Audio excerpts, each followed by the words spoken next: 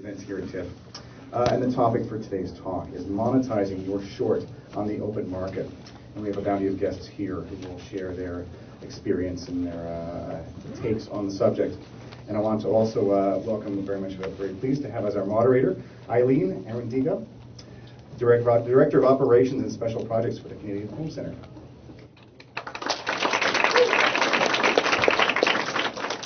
Strange time.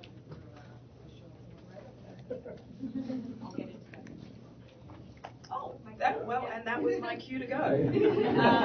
So, thank you, Jason, for the intro.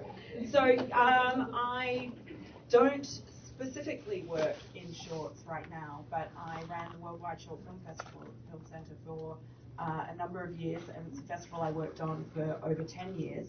I am also still involved in shorts. I, often, annually I, do Q&As at the Imaginative Film Festival because I am a board member there, so I am involved in film festivals in an ongoing capacity. So that's sort of my connection, and I love short film, and I'm super excited to be here today to chat to all of you guys. I do see some faces that I recognize. And I would like to throw it over to our panelists just to do a little intro. And Sydney, you're going to start. But what you're going to do is you're also going to tell us what your favourite short film is. But before you do that, I'm going to let everyone know what my favourite short film is. And it's Two Cars, One Night by Taika Waititi. Over to you, Sydney, for a little intro and tell us a little bit about yourself. Oh, man, I didn't get one. You have one there. I have stereo. No. Oh, I have one here. Whoops. Technical difficulties.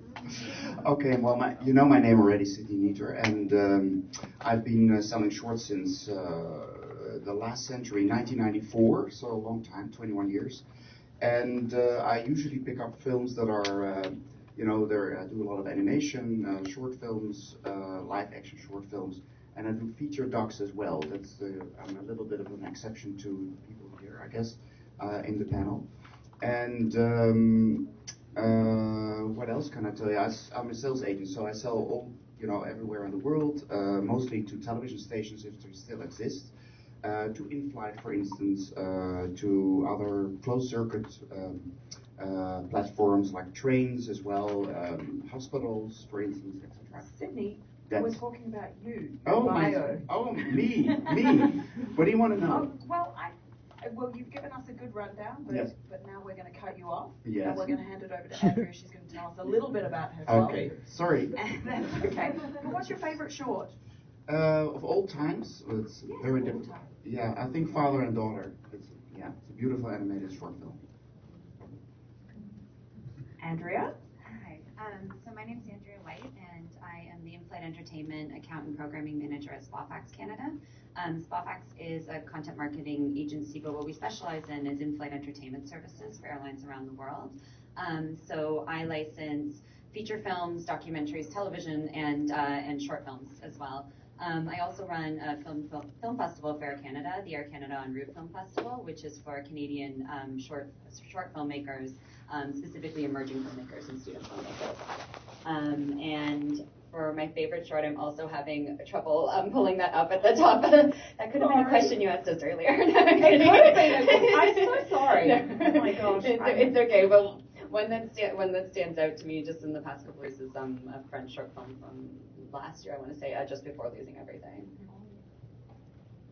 Pascale? Hello, Pascale Faure from Canal France. I'm the head of a short program in France, and I'm a kind of specialist of short films because I travel around the world to find films, and I spend my life to see films. So it's a very good job, and I still enjoy it. And my favorite film is, I don't know, but I think my favorite film is always the last one I saw very good, and so is here in competition, in the TIFF competition, I think. And Fred, tell us a little bit about yourself. I am Fred Gibault. I work for Web Media, which is an international sales company specialized in short film and feature film documentaries. We are based in Toronto, so it's a Canadian company. I've been in short films for quite a long time, maybe more than 10 years. Pretty much 15 years, I guess. My favorite short film, I don't know, I have a lot of short films that I love, that I still love, obviously. Some titles such as Short Term 12, Curfew, The Love Thing, Flower Girls, and many more. Excellent. I like to call Fred the Oscar Whisperer because he represents a number of shorts that have won Oscars, haven't you, Fred? Yeah. Well, I've been lucky, It's a actually. talent. I've been pretty lucky over the last 4 years. One Media has represented 8 Oscar-nominated short films and 3 Oscar winners. So yeah, I guess it's luck. Yeah. That's awesome. So what we're going to talk about today, everyone, is can you make money? How can you make money from short films? Is it possible? And I think that perhaps what we should do is, go to the very beginning. And Fred, will start with you, and then we'll sort of, try and throw back and get the conversation going. But what should filmmakers be thinking about if they want to make money? Should they be thinking about that before they even start their making the short film, before they put pen to paper? I don't know if there is a way to make money in the short film business. Let's put it this way. The best case scenario, you can barely recoup your investment. But hopefully you can, your film can be picked up by maybe a distributor, by a TV station, and obviously, when you want to make a feature film, that will, whoever you talk to, either financiers, producers, they will always ask you about your background. What have you done? And if you say, well, I've done a short film, and my previous short films were selected to TIFF, they were selected to, let's say, Sundance, and they were purchased by a few broadcasters, obviously you will have some credibility. And I guess short film is mostly about like a kind of calling card. Obviously, short film costs money, and what you want to do is you want to get exposure in film festival, and obviously you want the short film to be heard on TV. The TV market is still the best. TV stations are still the best way to get exposure for short films, and also TV channels are the one that can offer the best financial offers.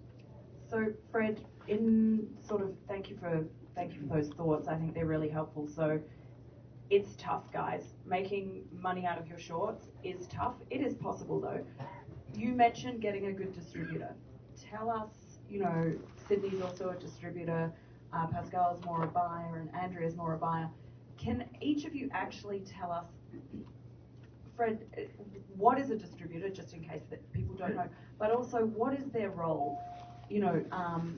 Are they important? Are they not important? Is self-distribution a viable option or not really these days? What are your thoughts about that? I think obviously, I do international sales for films, so I'm a distributor. So one may say, well, it's because you always try to convince people to work with you. But I've seen so many filmmakers. Many of them are scriptwriters. Sometimes they're actors, they're directors, they're also producers. And I'm like, guys, you've done so much so far that actually it may be difficult for you for the next step. You need some help for the next step. The next step, which is once again, to find exposure for your film. And what we do at One Media, for instance, is that when we pick up a film, we closely work with the filmmakers on the festival strategy, where you should premiere your film, and we're talking about worldwide premiere, international premiere, North American premiere. That's part of the job, just as a way to get exposure for your film and to get some buzz, because you need some buzz actually to make sure that the next step is to sell the film to broadcasters. And once again, that's what a distributor can do for you. Obviously, Sydney and other distributors, we have strong connection with all the broadcasters in the world. And so what we do, we pick up a few films that we're going to pitch to broadcasters, like Pascale, for instance. And we know those broadcasters, and we know also what they buy. And broadcasters and TV buyers, they are extremely busy. And they receive like thousands of short films to watch, and obviously they can't program all of them. So one of the reasons why broadcasters mostly work with distributors is because we already have done a kind of pre-screening for them. Pascale, as a buyer, what is your take on that? Yeah, Working with distributors. It's the first links that I saw. It's one they send to me, Sydney or Fred. And do you ever buy shorts from individual filmmakers, or would that be out of the question? Less and less. Less and less. Yeah, Okay. yeah. Because they do the job. They do very well the job, and for us, it's more efficient to have a contract with them than a young filmmaker. And you have to explain that you have to pay tax in this country, and to send us an income paper. And sometimes it's very difficult. All these papers they have to sign. It's very easy to take my email and send me a link, so it's okay. But after, it's not the deal. Doing a deal can be complicated. And once again, when we pick up a theme, obviously, it's like a contract with the producer, and we always make sure that all the rights have been cleared. Yeah, even the music. Including the music. And for the broadcasters, it's very helpful. They know that if they buy a thing from us, they can buy it, there will be no issue. And this is a very small industry, so we know that they are really honest.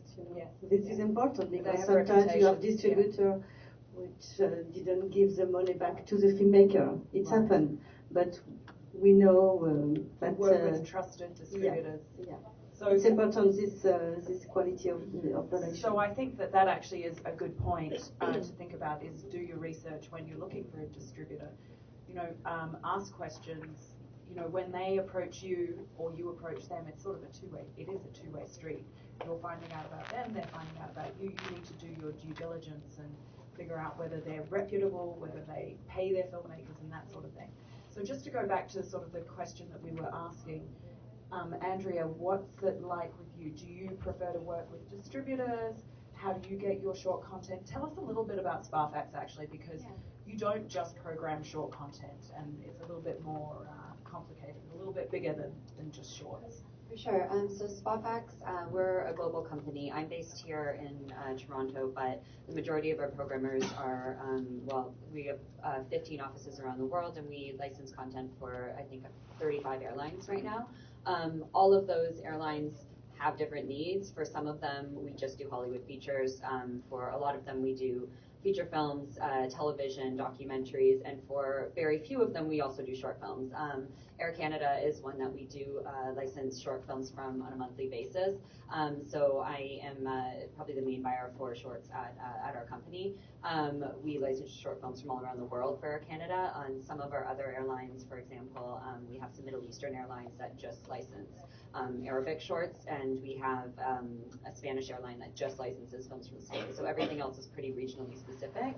But again, shorts make up a smaller aspect of the content that we license on a monthly basis. So we really do look, again, like what Pascale was saying, for people who are reliable and efficient. We also have a very short turnaround from the time that we say, yes, we want to license your film, to the time you have to deliver it and everything else that we need. We give you about 2 weeks. So we need someone who is kind of quick to act, which does make it a lot easier, again, to work with a distributor who you know and trust, and who has also kind of culled down that catalog as well into things that you are going to be more interested in buying, especially because, I'm screening a lot of shorts every month, but also a lot of feature films, also a lot of television programs. And so in order to be the most efficient, we do really need that sort of more curated catalog. That said, I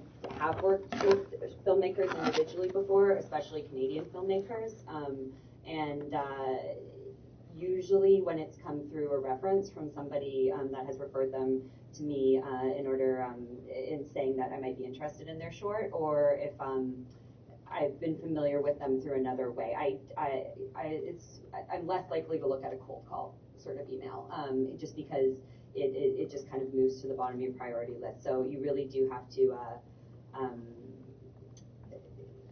really do think that just having a distributor is an advantage in this case. And Sydney, how about you in terms of being a distributor? What do you think distribution means, and what it means? Patience. That's what I always say. It takes time before someone sees a film, before someone decides to buy it or not buy it, and it takes time before you get the money. So that's all part of the game. But I wanted to say too is what Fred said is that it's also really important to have a distributor. If you, as a distributor, sometimes you need to sell packages to in-flight or to other platforms or television stations. And Canal Plus is one of the exceptions. They usually buy one film at a time, but there's a lot of these bigger channels, movie channels, and they buy like 10, 20 films at a time. And then it's really great to have a distributor because these people, they don't want to sign individual deals with individual filmmakers. So you really, sometimes you really need a distributor for that. But of course, self-distribution, it is being done, it has been done, and some people are very good at it. But if a film gets a bit older, then you should maybe think about join a distributor or a sales agent and be part of the package or something. I mean, it doesn't sound so right, but if the film is a little older, then it makes more sense for the film to be part of because otherwise the film sits on the shelf and it doesn't make any money anymore. And I've been picking up mostly new films, very recent films, but when it comes to animation, for instance, then a film that's 5 years old and has never been sold really to the world, then it can still be sold. Not to Canal Plus because they really like premieres because they need to be new. The films newer than a year or so. But other channels doesn't really matter how old it is, So that's pretty good. Just to add something, for example, my company has asked me to buy 200 short films for a new application for the smartphone, and I don't have time to choose film one by one. So I'm going to work with perhaps 10 distributors, and they're going to send me. Give you 20 per distributor. Something like that.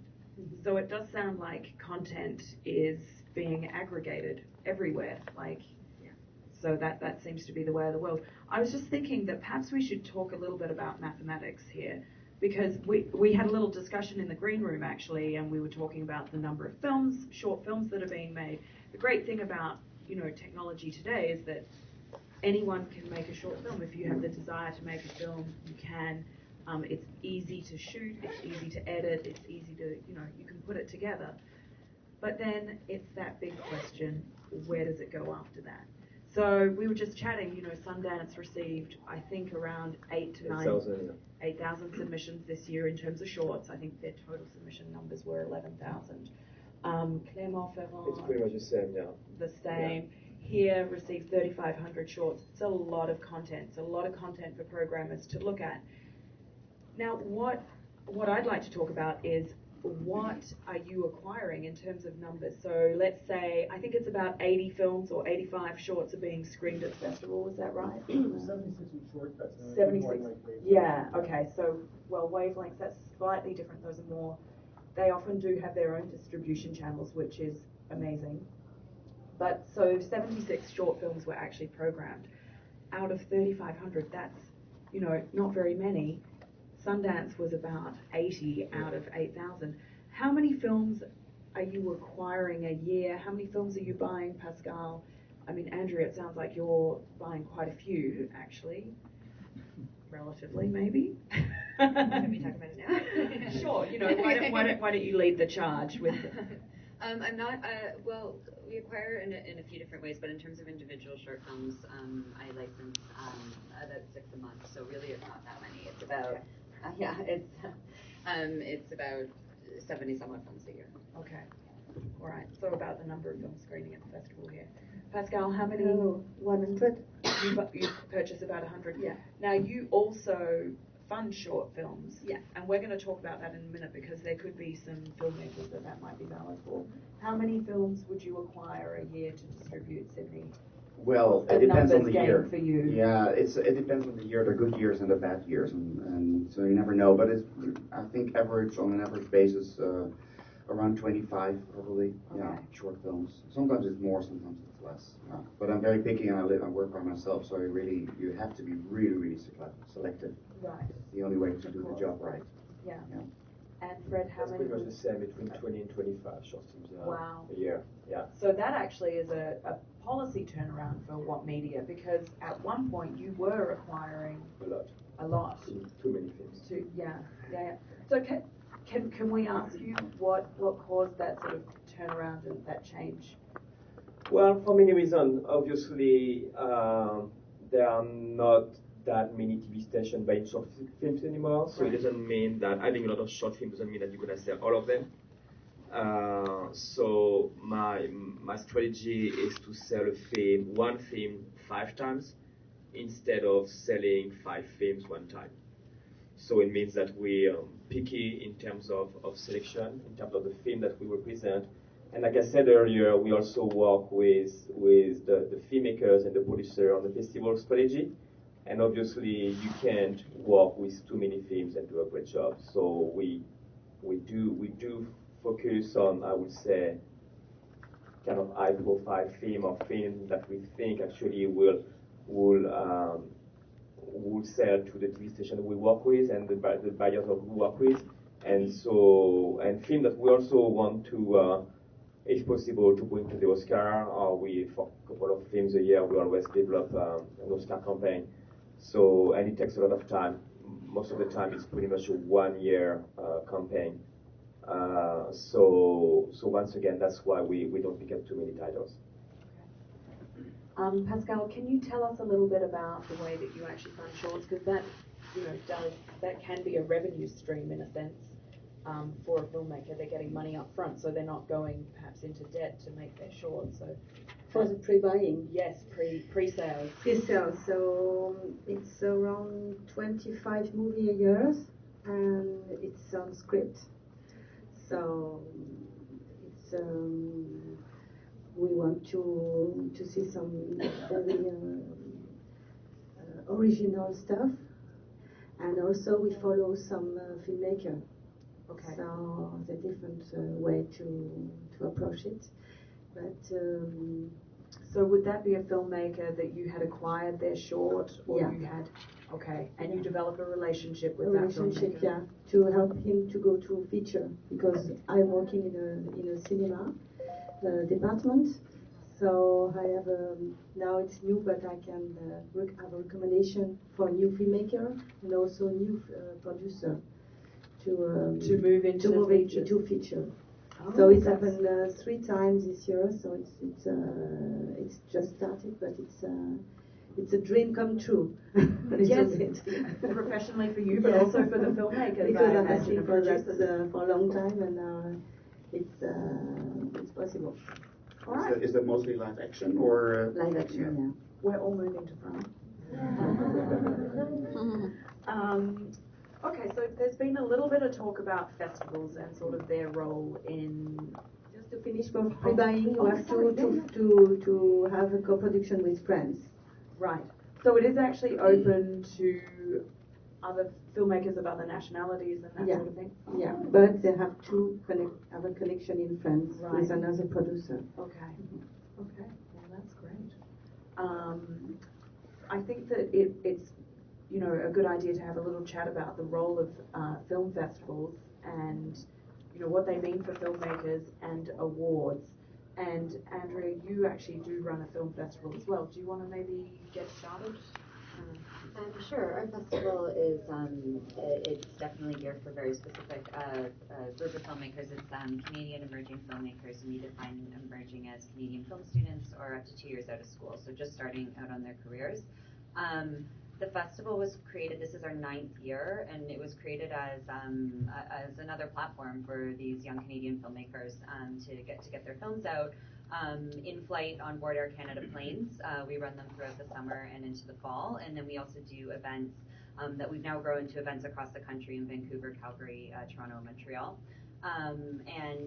It really started as a way for Air Canada to show their support of Canadian filmmaking, but it's actually grown into a platform that's been really great for young emerging filmmakers. We always have an amazing jury. Everyone, Denis Villeneuve, Guy Madden, Don McKellar. This year, Tatiana Maslany is the head of our jury. So we always have a really high-profile jury that when the films get selected into our festival, the filmmakers know that these people are watching their films and know who they are, which is always exciting. And then they award awards in a variety of different categories, and our pricing is really great. We give our best short film winner $5,000. And we send all 5 of our award winners and one of their co-workers on their film to a major international film festival. And this past year was kind of the best prize yet for us. It was we sent everyone to Berlin, where they were part of Telefilm Canada's Not Short on Talent showcase at EFM, and again just had yet another way to kind of launch their film internationally as well as in Canada. For that festival, again, it's very specific and it's very much geared towards that emerging younger part of their career. But we have films that are in the festival that have actually been part of the TIFF Shortcuts when it was Shortcuts Canada, and now that it's combined. We also have films that are in the festival that no one has ever seen before. That is just a student film that came from nowhere. We are pretty open when it comes to submissions for that festival. On the other side, with when I'm actually looking at licensing shorts, whether for more individual shorts, that is actually like one of the sort of qualifications that I tell distributors when they're looking at pitching me and they're asking me what I want to license for Canada. It's festival films and award winners, and that's it helps narrow things down. It's also what our audience is. We really want to bring them a film that they might have heard of but never had a chance to see, and I feel like having a bit of a name behind with a festival, whether it be TIFF or any sort of major European film festivals or an award, it definitely helps, makes it a little bit more of a priority for us. Great. And Sydney, what about you? What are festivals important to you? Are award winners important to you? Yeah, yes and no. I always say that the film festivals are usually more important for the filmmakers than for me, really. I mean, of course, it's great if a film gets an award, but first of all, I don't get the money.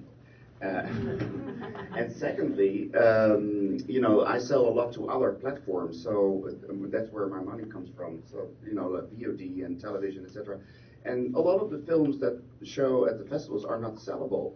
And even if they get an award, it doesn't mean they're sellable. They're great films, and a jury. I'm sometimes part of a jury too, but you have to look with a different eye usually to as a juror rather than when you sell films. Absolutely. So that's there's a bit of tension there. There's a bit of tension, yes. Yeah. And of course there are films that go very well at festivals and also go very well on television, etc. But there are not that many actually that have that crossover. Yeah, crossover. Yeah, completely.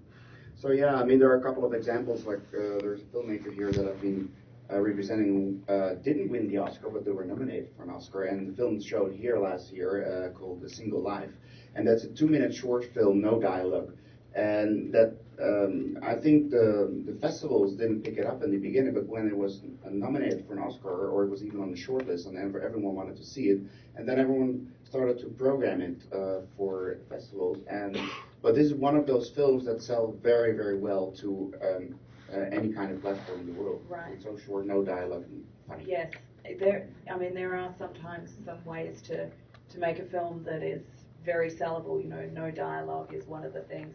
Universal sort of story, those sorts of things. Actually, the film that I mentioned is my favorite, 2 Cars, One Night, does have some dialogue, but not a lot. Most of the story is actually conveyed through like expression and that sort of thing.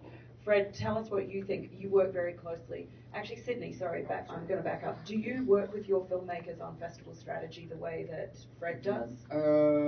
It depends. Of course, I'm from Holland, so I have a lot of Dutch films too. And there is a woman in Holland, and she takes care of the festivals. However, sometimes I actually pitch the films at various festivals where I know the programmers and where I also know that the film, or for me, it's important that the film actually is going to show there.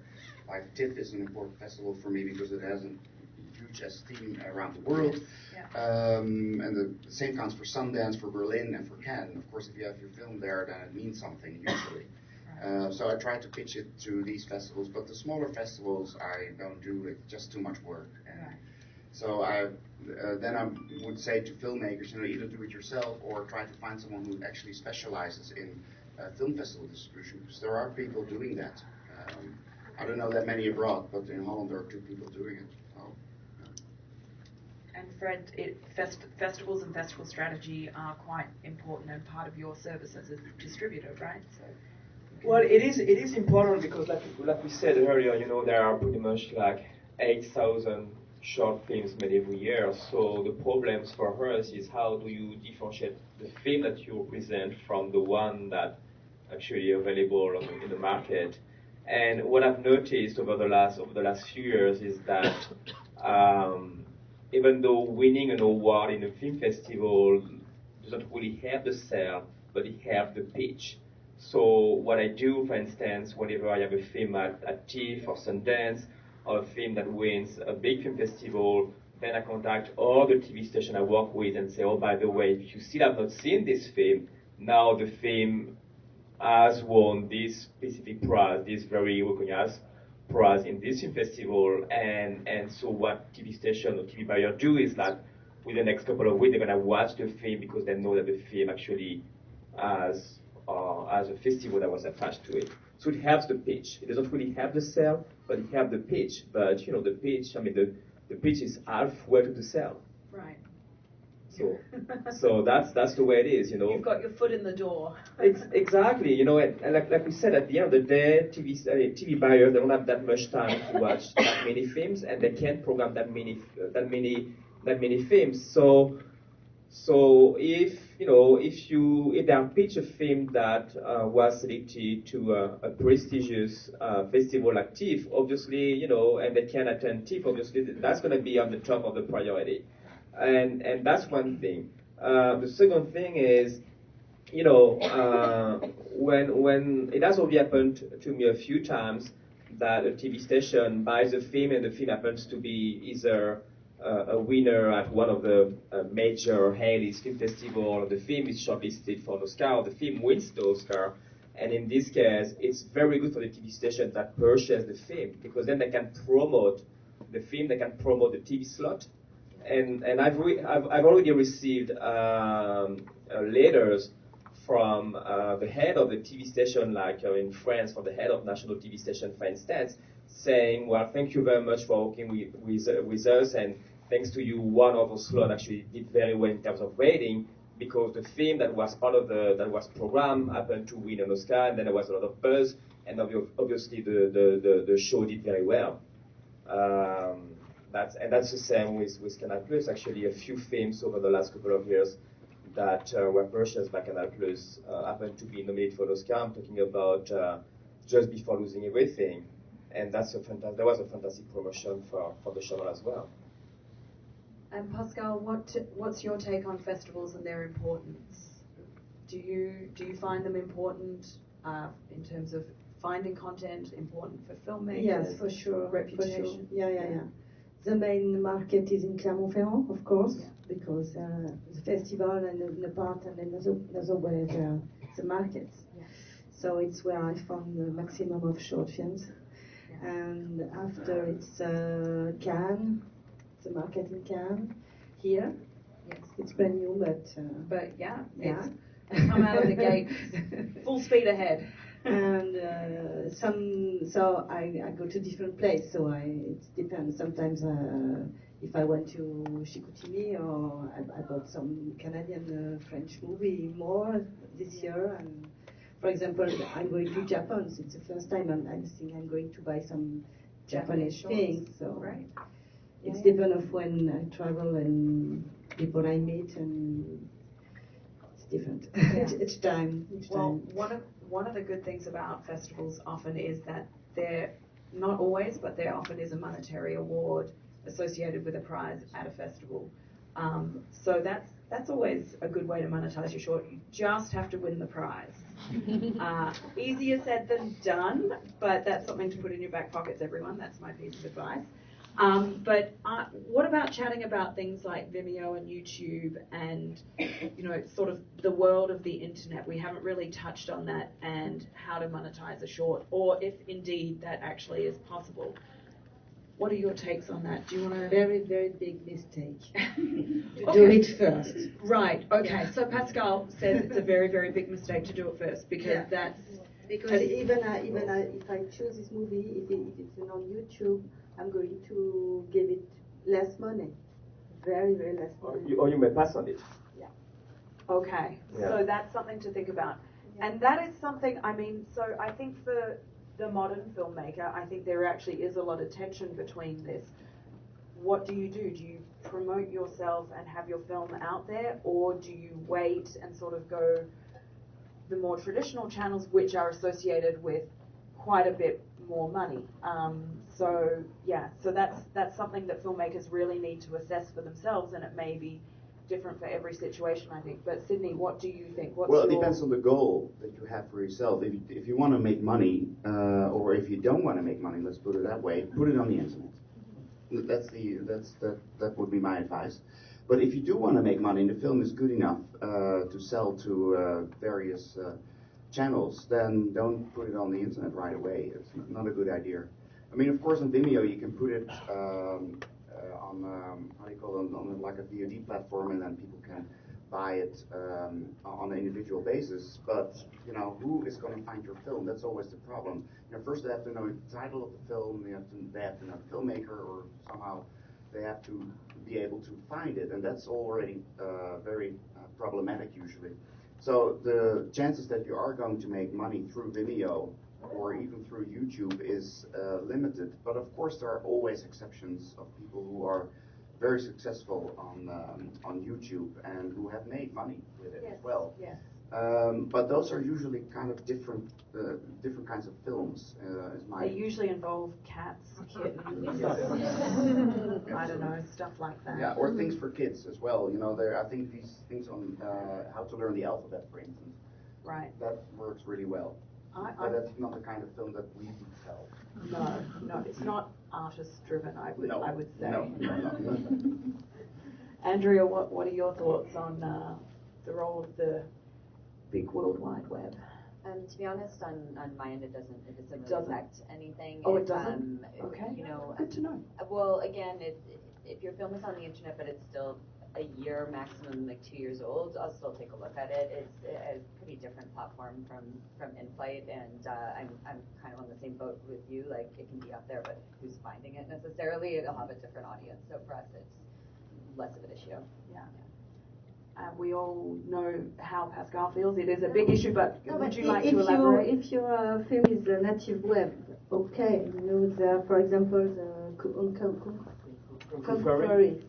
It's completely. The film, I don't know if you've heard of Kung Fu Furry. Actually, it's a crowdfunded film that actually was already very well known and with a lot of fans actually before the film was released on the web. And the film actually premiered in Cannes at the Critics' Week, no, Directors Fortnight.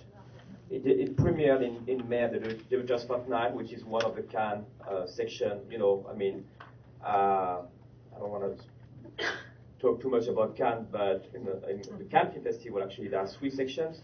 There is the official section, the one that everybody knows, and there are also 2 sections that are actually extremely interesting, the Critics' Week and the Directors Fortnight. And so the film premiered at the Directors Fortnight, and then a couple of weeks later, it was released on the web, and I think in the weekend, actually, the film was seen by, 20 million? 20 million people saw the film. But once again, more eyeballs than have seen any other short film. It is amazing. To be honest with you, it's really amazing, and I've never seen a film to be so popular on the web. But obviously, you know, as we It's a half an hour movie. Yeah. Oh, and it's half an hour? Yeah, it's half an hour movie, but well, that's just smashing records left, right, and center, really. Yeah. But once again, we're talking about an exception. It's an exception, and we have seen a lot of films actually that happen to be released on the web, and they didn't get that popular. And the problem, if you put the film on the web, is obviously a lot of barriers are going to pass on it, because they're going to say, why should I buy a film? Why should I offer money for a film that is already available for free on the web? That's one thing. The second thing is obviously some festival programmers are going to pass on it as well. let's say, I mean, obviously, I presume that most of your films actually are selected to TIFF, but if you put your film on YouTube in June or in May, there is no way the same film actually is going to be part of the TIFF selection. So a lot of film festivals, especially the festivals that require a premiere, either a worldwide premiere or international premiere, they're going to pass on the film if the film is on the web. Yeah, they check. They really Let's check. You know. Oh, they check. I have spent personally many nights searching the web for films. Because I mean, if you're saying that something is a world premiere or festival and then you find it on some rinky-dink website, it's like, what the what? And it's quite infuriating, actually. So, that's actually a note for filmmakers as well. Please be honest when you're submitting to film festivals. Like, if you did put it up on your cinematographer posted a short film that he worked on. He worked for you for free, and you said, yeah, sure, you can put it up on your website. That's fine, but perhaps you need to have a conversation about, hey, I am going to be submitting to festivals, and I'm going to be looking for a distributor, so yes, you can. For now, a 30-second clip is all you can put up, and then once we've done the festival circuit, and we've won tons of awards, and we've been sold left, right, and centre, then you can put the whole thing up. But that can really sort of be a bit of a death knell for films. And programmers do, like, you know, I'm speaking as a programmer here, you know, we really are very invested in what we watch and what we are sort of representing. So, you know, that has to be very open dialogue in terms of telling people. Even the festival category R, they check there are no programming on TV. Yeah. Berlin, they call me and say, you have this movie, please don't broadcast it before the festival. They are really strict. Strict. Absolutely. That's certainly come up with films I know of, definitely. Yeah. So yeah, it is very important, I think. But I wanted to add something about the internet. Obviously, you know, like I said earlier, there are less and less TV stations buying short films, and a couple of years ago, we were dealing with this issue that we have great short films that actually would love those films to be seen by a large audience.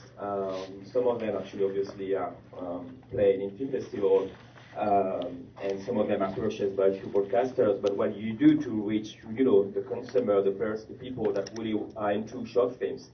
And so what we decided to do a few years ago was to put together a compilation of short films that we release on iTunes, and now on iTunes and Amazon, and that has been extremely successful, and mostly for, I would say, a young audience, you know, between 18-year-old and 35-year-old.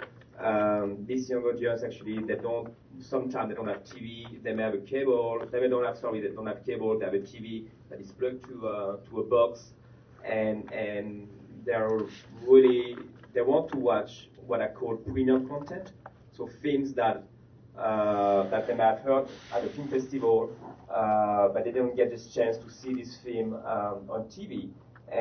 Or the festival's not in their city, or exactly. You know, it's a film that's screened at Berlin and they're in Toronto, for example. Exactly, or you're interested in short films and you happen to live in Vancouver and Calgary, and there is no way you can go to Toronto to watch a selection. So one of the options actually is to buy some short films on iTunes, and some of them, like I said earlier, some of the films have been extremely successful. Obviously, films like the Oscar winners or the Oscar nominees were successful.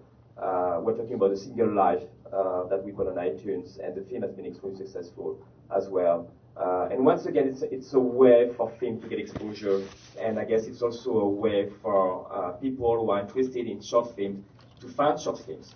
And I'm not talking about the film that you see on YouTube. I'm not talking about the film about cat. I'm talking about film that, you know, like film that were part of big film festival, and you want to see this film. And how do you watch that? You know, if no TV station air short films in your country. You know, we talk about the US, for instance. There are not that many TV stations buying short films in the US. Only one right now, in such a big country. In Korea also. In Korea, yeah. And even in Canada, I mean, we're lucky enough to have some some broadcasters buying short film, but they're mostly buy Canadian short films. So do you think that this is a question of how do we get people to know about short films? In terms of, I think short films are there. Everyone knows that they're there. It's just a matter of trying to grow audiences. So what do you think that means for filmmakers? Do you think that filmmakers should be marketing themselves as short filmmakers? This is fantastic. Short films are great. People's attention spans are shrinking by the minute. Yeah. I can see people squirming. We're going to get to questions in just a minute. But what does that mean? Like, is there opportunity for short films? Greg, can I start with Sydney for this one? You talk too much.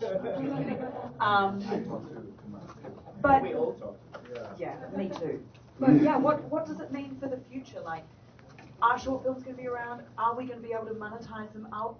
Are there going to be greater revenue streams in the future? Like, what are your thoughts for the future of short? Well, no one can look into the future. If I could, then I would have.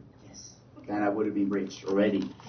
But I think, about the internet will always be there. Maybe there's going to be something like Internet 2.0 at some point, and there will be another way to monetize it. I mean, when I started in 1994, there was no internet, there was nothing. And then in 1999, there was the internet bubble, and I sold like 40, 50 films to the internet for a decent amount of money, and then it went down, and now it's going up again. So, I think there will always be waves of ups and downs of sales. And to monetize, I think there will always be a way to monetize your film, but it's getting harder because there are so many more platforms, and they're paying less. The more there are, the less they pay. Right. So because there's only that amount of money in the world, and not everyone has great advertisers that pay for the content or the commercials. But so I'm not sure. I'm not too pessimistic about the future, because there are, even if when I'm not there anymore or I'm not selling anymore, there will be someone else selling and buying. That's the way it works. Well, and I also feel that there are more shorts being made. Yeah, but not more good shorts. That's the problem. We can always hope. Yes. What do you think, Andrea? And I mean, so for your sort of platform, do a lot of eyeballs actually watch shorts on in air? It's interesting because our viewership statistics are a little archaic, so it's a little hard for us to put an exact number to that. But I will say our short film festival that we run grows exponentially every year. We're getting about 30% to 40% more submissions every year. We're getting, we have a People's Choice Award, part of this competition, where we do allow our filmmakers to opt in to have their film online on Air Canada's website while it's also on board. And we usually have about half of our festival films on that platform. And the number of votes for that are growing exponentially every year. We're seeing more and more people actually watching the films and engaging in the festival, which is hopeful for people actually hearing about these short films and then actually taking the time to go and check out Canadian shorts. We also didn't license shorts for a while on Air Canada, and really it's only in the past 6 months where we started doing that again, because we saw that there is a need for short-form content for things like short-haul flights, and in between it actually works quite well on our platform. If you watched a movie and you still have 20 minutes left on your flight and you want, that's when we find people often explore short films or explore something a little different. And so it's actually been a nice I love short films. I was very happy that we started licensing them again, but it's actually kind of hopeful again. You see how people are watching content and people are reacting to it, like the airlines as well. And Pascale, what do you think about the future of shorts, the future of making money out of shorts? I think it's a golden age. You think it's a golden age? Yeah, because there are a lot of movies and there are a lot of opportunity and a lot of creativity to show the short films. And now it's really popular also. When I started this job, when I say I'm working in short film, everybody look at me and say, "Oh, poor girl, she works in a short film." But now it's really, really nice because people now have the consumer used to see short films, and they are not afraid of seeing the short films. So we have a really important work to do is to explain what kind of short film you can see, because there are so much.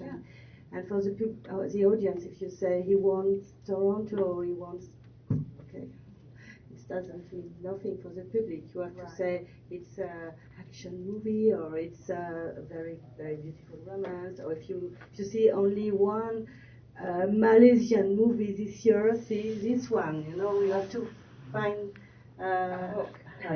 for every film. So, but it's work. It's work. But I have to say, you are in paradise, more or less. France is paradise for short films in general. Yeah, we have a festival, Le Jour le plus court, 1 year for the short film in France. It's a cultural thing. They're well received. And Fred, what do you think? Well, and then it's questions, guys. Okay, I'm not. I mean, obviously, I don't know. I'm not that optimistic. I think it's getting. As a salesperson, I think it's getting more difficult to sell films, short film that it was. I would say 10 years ago. When I started selling short film 10 years ago, even now 15 years, let's be honest. At that time, I was dealing with pretty much 50 TV stations, buying short film on a regular basis, and I think now it's more 20. And when I say 20, maybe I should say 15, because some buyers buy shorts just like one time in a year, and that's pretty much it. So it's very difficult. Let's be honest, it's very difficult. And among the buyers buying short film on a regular basis, obviously sometimes they have a shorter slot. They have only one slot instead of having 2 slots 5 or 10 years ago. And obviously they buy less short films. And in the meantime, there are more short films made every year. So the problem is, what do you do with all those films actually that are made, and the films that don't get selected to film festival like TIFF or Sundance, and so what do you do with those films? So I think at the end of the day, it's mostly about marketing and branding. Some shorts will do better because they happen to be selected at TIFF and Sundance, all those festivals, and then you can, obviously, some buyers are going to say, I'm going to watch this film because this film was part of this selection at this film festival. It's branding. We released a few compilation of short films, and one compilation was about Sundance. Obviously, the compilation did extremely well, and I guess mostly because it was compilation of short films that were awarded at Sundance. I guess that's what it's about. And I guess that's going to be the same, for you film guys. I mean, obviously. Branded TIFF now. Some distributors, exactly. Some distributors may say, "Oh, I want to see the film from TIFF," and the buyers they're going to buy film from TIFF. So it's about branding. Yeah, for sure. So guys, let's open up the floor. Whoa, that was actually almost a sea of hands. So let's go with at the very, very back. Let's start. I first just had a question for clarification. So the word distributor typically in North America refers just to the buyers, like the theatrical distributors, like if we're talking about features like Magnolia, IFC, etc. But it seems like we were using that word interchangeably to refer to sales agents as well. Is that correct? That's correct, yeah. And it's been pretty much for a long time. We always consider ourselves international sales company, also distributors. Even though you're right, usually distributors, especially in North America, but pretty much everywhere in the world, are the companies releasing film in theaters. That's what it is. But now a lot of people are using the same word to talk about people who deal with film, and whether they release film in theaters or they do international sales. Okay. And my other question was just like, so what media exactly is most popular for short films? That was a little unclear to me. It seems like it's mostly television. Well, television. Or what are the biggest revenue streams? Television is definitely the biggest revenue stream, yeah, right? Correct. But yeah, I'm going to defer to you guys to talk about what you think is. Yeah, that's true. Do you want to know how much you want to make? Oh, how much you can make? Yeah, that's what I thought. Because we go didn't into talk the about. We actually, yes, we did some math, but we didn't do the right math. I'm sorry, guys. So Yeah, do you that's want okay. That's okay. Well, I mean, generally, you could make between 50 and let's say 100 euros per minute for a film for one territory, and sometimes even more territories around. You know, sometimes you sell to more territory, especially in Europe. You know, there are like these pan-European companies, and they pay maybe only 30 or 40 euros per minute, and then they have the rights to broadcast in a few countries around Europe. But companies like Canal Plus, they pay a lot more, which is like 10 times more sometimes, and only for France, and then for Africa as well. Yes, but I always wonder who was watching shorts there. Is that for all media, or would that be like only the television? Yeah. There's a lot. Okay. Yeah. So that's the general, but then of course there are different platforms like Inflight, and you can probably say for yourself how much you're paying. But generally, I could say KLM, for instance, or Singapore Airlines, Norwegian, and all these airlines, they pay generally between $200 and $400 for 3 months per film. And it's good money because it's only for 3 months, and then after that they sometimes revalue it. And when you're signing a deal for TV broadcast, it would be for a number of years, like Yes. maybe 1 year exclusive, and then maybe it's a 3-year contract in total, something like that. Yeah, I was just going to say, in-flight actually, it's a really straightforward deal. It is like 2 to 4 months, flat fee, right up front. We actually pay a little bit higher, but more to like 500 to 700. Canadian. US. Oh. And so that's actually good these days then. All right. And again, non-exclusive, which is nice too. You can sell, you can be on and a lot of the broadcasters don't necessarily mind either. So the in-flight is just a nice extra. Yeah. Gravy. This woman at the very back here has had her hand up. Thank you. I have a question about language for Pascale and for anyone else. Does Canal Q only take films in French? And if they take versions across the board, who pays for the versioning? And also, does anybody take series? It's a company, and it's subtitled every time. It's the last program in the original language in Canal Plus is the short films, because all the programs are dubbed, but never the short film. So it's the only moment where you can hear all the foreign language. So as filmmakers, we then must present you with a subtitled version. Is that what you're saying? No. Sorry. Canal Q pays for the versioning, the subtitling. Yeah. Okay, and is Canal that Plus pays for it. sorry? Canal Plus pays for it. Okay, and would that be across the board in all European countries? That depends, right? Doesn't it? Yeah. Usually the way it works is that broadcasters pay for the subtitling of the film, and obviously the subtitle for only one country, like Canal Plus only in France, and another broadcaster in Spain only in Spanish. Yeah, that's pretty much. Sometimes some broadcasters don't have the budget to pay for the subtitle, and as we do as distributor, we contact the producer and say, this is a deal, we have a pending deal, that's how much money we're talking about, and are you okay with us actually doing the subtitling of the film? But most of the time it's a good deal, so all the producers say yes, of course. But 99% actually broadcaster pay for subtitles. See, and also series, they're very big right now. Do any of you deal with series or distribute or buy series? That series are pretty big now. Yeah. We're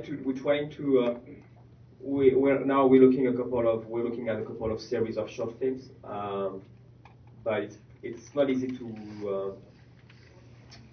It's not easy to sell unless broadcasters, like that deal with short films, they may deal with series of short films. But usually series are mostly for TV shows like 26-minute long TV shows, something like that, not really for short films. This gentleman over here, and then can I point out the second? Yeah. You'll be next. Thanks. My name's James Musselman. I'd like you to answer a rhetorical question that you actually posed. You said, what do you do with the films that don't make it into TIFF? And I'd like to give a few examples from my experience. I had a film that didn't make it into Outfest, didn't make it into TIFF, yet won the People's Choice Award at the Springfield, Massachusetts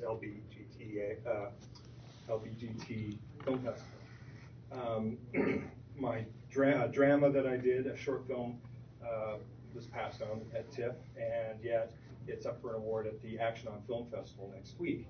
There's probably 100 people in this room, and if everyone had one film that's submitted to TIFF, 5 people in this room would be in TIFF, and there'd be 95 people that are looking for some way to sell their film. So what do you do with the 95 people in the room? What do you do with those films? How do we sell the films that don't make it into TIFF? Will you actually even look at it? That's the big question. I don't know. We try to watch as many films as possible. That's why markets are very important. That's why markets are very important. In terms of actually accessing content that maybe isn't screened at a festival. Programmers, buyers, distributors, all of them are attending festivals that have markets.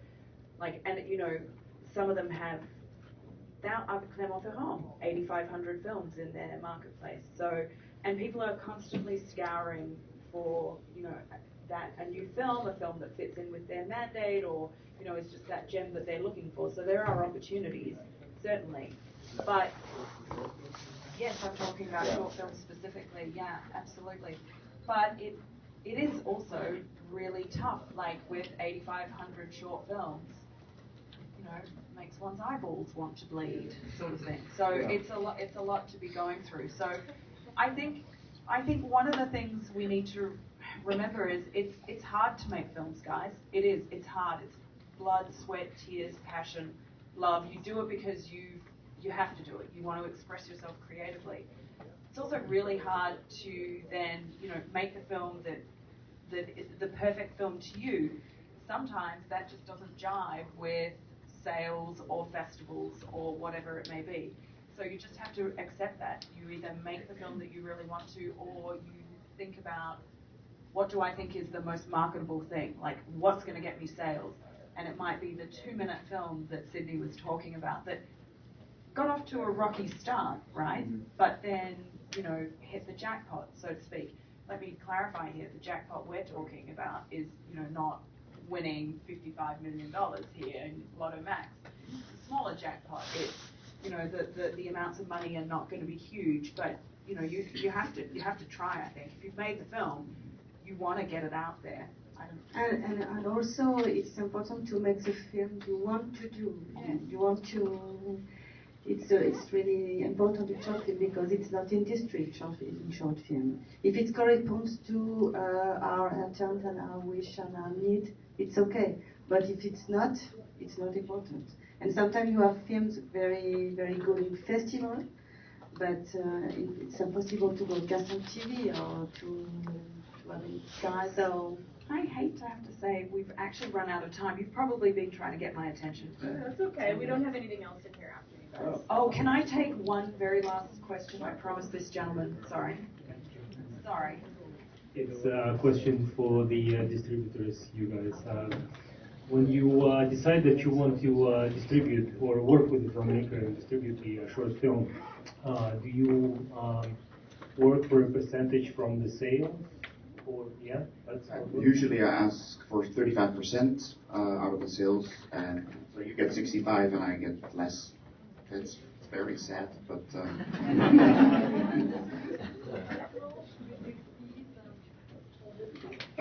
yeah, that's the same fee basically. Are you talking about that? If you.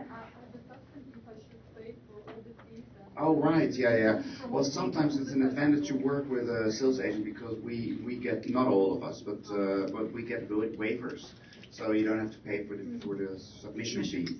Yeah, so that's an advantage of working with a sales agent sometimes. So guys, I am going to wrap up. So I would like to say thank you very much to our panelists.